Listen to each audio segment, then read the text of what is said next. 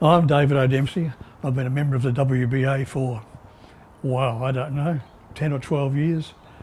Currently the editor. I've built a few boats. One's underway at the moment. It's a design called a waif from Paul Fisher at Solway Fisher. Why did I choose this?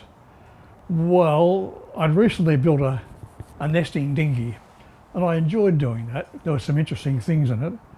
So I thought I'd find another boat that I could build and cut up. But I thought I might cut it into 3 pieces. So this one should, I hope, nest inside the centre section, which is about 180 long, and that means it'll fit, all the pieces will fit inside a standard box trailer. So there's a bit of interesting planning involved. I've stretched it a little bit, and I've planked it so that the planks join rather than scarfing together at my projected cutting points, which is why you can see the lines down the hull. They're just butted up against each other with a bit of epoxy. And so when the boat's, once I've got the gunnels on and the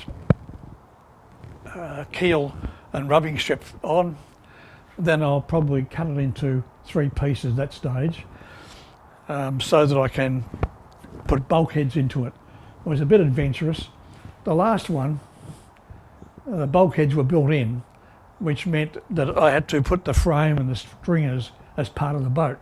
And I didn't want to do that. And so this time when we take it off the frame, the stringers and all the bits and pieces will be left to be thrown away as usual. But it does mean I've got to start again putting bulkheads in. So my plan is, if I've got it cut in 3, I can put it on the ground on top of the ply, mark it out neatly, and then go ahead from there. Well, it's 6mm gaboon. I was looking for 4mm, but I was offered from Plywood Australia, distributors I think, a special came through, $60 a sheet for gaboon, 6mm, and that meant I'd saved about $80 a sheet. So it became 6mm, 50% heavier, but nevertheless, it's actually easier to work with. It's probably been 5 or 6 months, and setting out the frame, getting all the materials. That takes time, as you all know. Some of the wood in it, the stringers, which all get thrown away, were salvaged. This is 19mm Tassie oak flooring, or Vic Ash it may be, that was salvaged out of a school portable that was being demolished. So I got that and dressed it down, and other bits and pieces. The only new wood I've got in it is the gaboon. Everything else is salvaged or reused from something else. When do you expect to finish?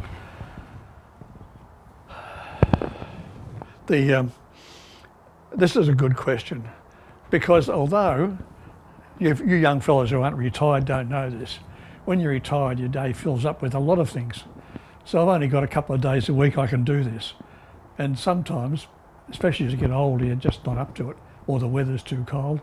So I am hoping to have it finished by, I don't know, February or March, and we'll see what happens then. Because there's a lot of things still to happen. I don't know, I haven't worked out yet what to do. It's all has to be thought out. So, like how do I strengthen the bulkheads? How do I join it together? How do I stop it from falling apart? Do I fiberglass? All these sorts of things. So tell me about your tools. Which are the favourite tools you've been using on this boat? Okay, well, this is it's actually got one over here. Check that out. The Japanese pull saw. I think I've got 6. And these planks were cut out with this. The wonderful thing is you can cut almost exactly by following the line with this, because the blades flex. So how many boats have I built, Peter? 12, 13, 14? And John, the one on the front lawn out there, Welsford recommended we use a Japanese pull saw. And well, so I bought one and never looked back. I wouldn't use it on anything over about 6 mil though. It's a bit of hard work, but very accurate. And so where did you get that one? This one was Carbatech. Carbotech. I made the next one, and then when Masters were around, they were selling them for a third the price.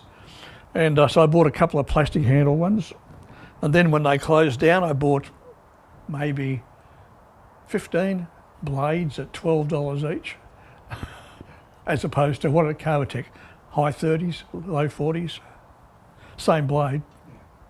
Okay, and the other tool which is indispensable is, there it is, the little block plane. What is it, 150, 160? This is a Lee Nielsen, and what I like about this is that it's got a blade in it that's about 4 mil thick, and so you don't get the chatter and feedback that you can with the Stanleys even, or the even cheaper ones, whose blades are half the width. This one's also a rebate, so it comes out to both the whole width of the plane, and it's also got little nickers on the edge, so when you're doing a rebate, it'll pre-cut the edge of to the depth of the blade. Yeah, you should all go. Any other favourite? Oh yes, on this job, I've had to do a lot of precision sawing. I had to put guides on to make sure I was getting these approximately the right distance. So I cut slots in some little false pieces I put onto the frames, only 2 frames. And you can see, if you're cutting this, the tendency is to go 90 degrees to the timber. But in fact, the direction is straight across the boat. So I've been using that as a guide. But also, I cut a couple with the other saw, the pull saw, but it was challenging getting them perfectly straight. Now, another Masters purchase. This is a little saw that only cuts 25 mil deep. I picked it up at Masters when they were open for $90. They now sell for about $280.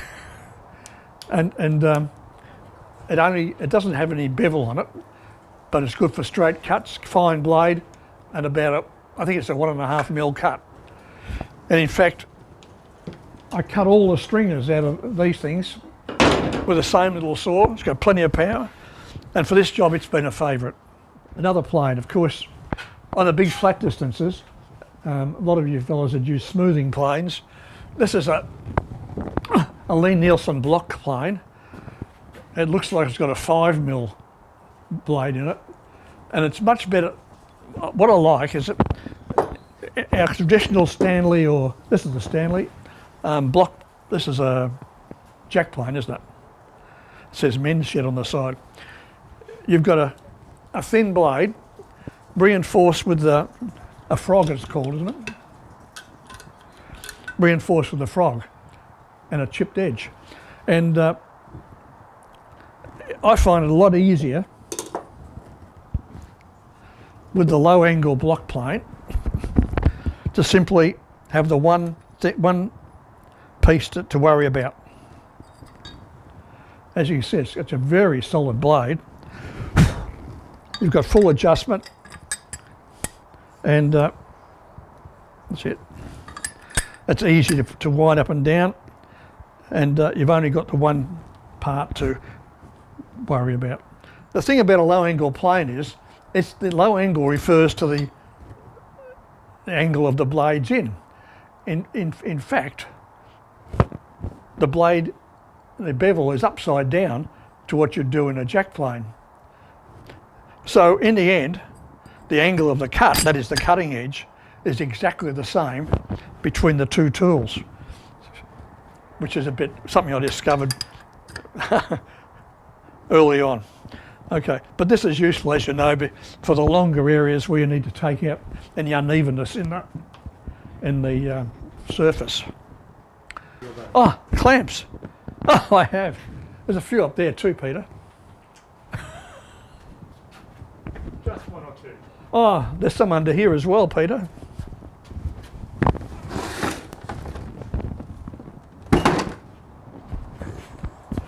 Where's the other ones? Over there. Yeah, so I had to cut these for this boat, because although I've got, oh, there's more up there. There's 2 boxes up on top of these sorts of peg clamps from all the different boats. But where's the 2 sides of there? So when you're clamping an area like this, how do you put pressure on it? I know you've all got your own ways. I think this came from Welsford as well. You put on your big pegs,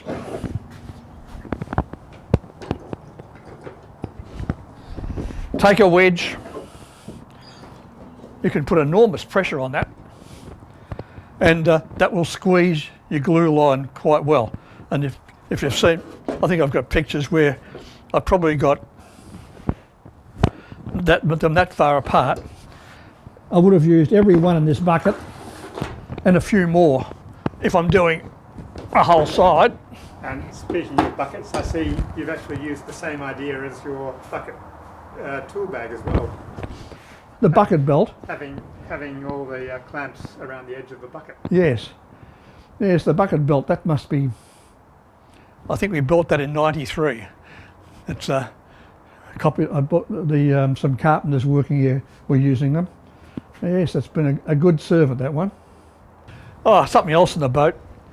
You don't do this much, but my eyes aren't so good these days, and especially on the bow with all these angles, I cannot judge what is the square surface. So what I've done is put an extension on the boat to keep it square line, and then I can check that as I go up. Gosh, it looks right too, Peter. There's a bit down here I've got to plane off, but still we'll get to there. So that's a tool you only use once a boat.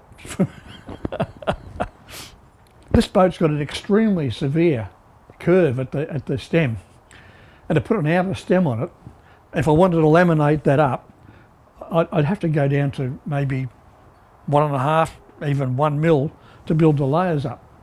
And so what I've done is a bit of an experiment. I had a nice piece of very hard wood. I've cut the curve out of it, and although it's not quite not finished, it's vertical there, so I can join that on and at the back and utilise a single piece of wood here, and that saves me a lot of work, I hope. We all need a couple of these. I don't use the lathe that much these days. I'll take these in and put them away. So I would think that power drills would be an important part of my life. You go through stages. I remember I started off using a saw bench. That was a saw bench, and I don't know how long ago Margaret made me buy this 12-inch saw under here, which has become the workbench. And so then you use that, and then you move on and you find, oh gosh, a drop saw. How did I get by without a sliding compound saw? Impossible. And then you think, I really need a bandsaw. And I had an older one, which worked quite well, but you buy something like this, which I've had for a number of, how many years? When did I build the Acorn 15? Must be 7 or 8 years ago. And you get something like that, and it's got dust extraction, extended lift. I've actually split down the middle teak, a 60mm teak, that wide, high through it. It's taking off strips 10 mil wide for juicing things. It's got easily up and down. It's got a lever at the back that puts the tension on and off the blade, so it's easy to get on and off. And you can tilt the thing and get it back in position with all the angles really easily. In fact, I needed that for one of the boats to cut out some of the formwork. So there you go. Which one could I do it? I couldn't do without my drill press, even though I've got a few drills. There's a living history up there. And I couldn't do without the bandsaw, I couldn't do without the hammers. The thicknesser is handy. And this linisher over here, this little baby, what a wonderful tool that is. How do you get by without that? I mean,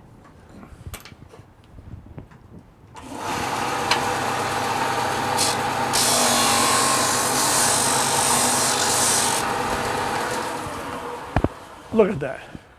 What a wonderful tool. I occasionally use, I can't see it, a brace with there's an adjustable bit up in there that you can make to fit any opening. Oh, there it goes. That one. You can adjust the cutter. And so, especially when you're doing something that you made on a lathe or something like that, you don't have to worry about finding a drill to suit the hole, because you can use what people regard as an old-fashioned tool to do the job for you. Any size you like, up to about 1.5 inches. This is what we call the lazy man's way of storing your tools while you're worrying about. No, it's a place you can find them easily. This is actually a tool of my grandfather's, and it is fabulous steel. And well, I reckon you could shave with that, Peter. I've just run it across this. Yeah. Some of these old tools, this was donated to our men's shed without a handle. I turned the handle up, and fabulous steel in it. You can feel the difference in the, I don't know if you can see this. You know those things of fate? Can you see in there, Peter, the face? How's that for a result? A natural result from the turning. It looks like Stan Laurel. Okay, now anything else? Vacuum cleaners are indispensable. One.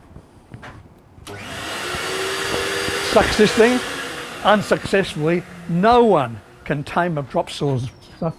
Another one here for the router and the linisher.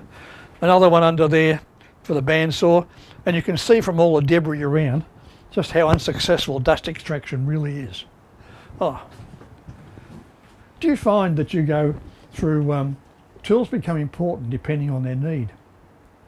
So Margaret used to make jigsaw puzzles. And so they've got a, what do you call that thing? Scroll saw. A scroll saw. Right, so everyone needs a scroll saw now and then. Oh, up you go, old girl. And now Tim and Sharon will recognise this, because that was Tim's, but he decided he didn't need it. What a wonderful tool a little bandsaw is. And also, of course, you've got to have somewhere to put things and find them again. These drawers are from the AMP, and they're from the 19th century. I'm suspecting they were started, some of these would have been made in around 1870, 1880. I bought a whole lot of them, when? Back in the 70s, I think, when they were going to punch cards. They used to have a manual card for every policy. We had something like 3 million little cards in the drawers like that. And what a wonderful thing they are too. They all add to the, I don't know, to me, the way a workshop should look. You know, it's not just you know where everything is, but it's got a nice look about it, to me. The same as all the old tools you never use again. Like, who uses, I forgot the name of those saws, Peter. Anyway, we used to use those at school, I remember, at Helen Street. And the old grind, that was my grandfather's. How many people need, apart from Philippe, who's got 3 of these, who needs a number 7 smoothing plane? What else have we got? Oh, these are made of my grandfather's tools and father's. my first planes. And everyone needs a brazing lamp or the old kerosene lamps to burn your paint off so you get lead poisoning. I covered everything, Peter. Oh, no. I've got a few more clamps. Okay. You still don't have enough. You are so right, Peter. My father-in-law made that in the 50s. It's a scroll saw that he made with a sewing machine, a washing machine motor, a refrigerator motor. Joe answer. The waif. So I do plan ahead, even though I got my bow wrong a bit there, but still, that gives you an idea of what the boat will look like, the frame will look like when the boat's off it. Little Ozito power file that I bought, my goodness, for the Acorn, I think, where I had to feather it, take down all the landings at the transom for the planks to land on to allow for the overlap of the planks. And it was a lot of hard work, but this thing